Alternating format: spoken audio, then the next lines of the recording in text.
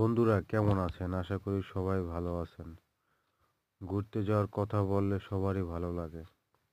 আজকে আমার মেয়েকে আমি বললাম, আম্মু চলো ঘুরতে যাব। সে বলল, আব্বু কোথায়? আমি বললাম যে চলো যাই, তারপরে যাইতে যেতে বলি। আমার মেয়ে উঠে বলল, না আব্বু এখনই বলো আমাকে, আমি এখনই শুনবো। আমি বললাম আচ্ছা তাইলে শোনো, আমি এখন যাব তোমার নানা বাড়ির উদ্দেশ্যে, সেখানে যাব। যাওয়ার পরে কিছু কাজ আছে, সেই কাজগুলো সারবো, সারার পরে তোমাকে নিয়ে আবার ব্যাক করবো। সে উঠে বলল, কেন থাকবা না? আমি বললাম না থাকবো না। সে বলল কেন?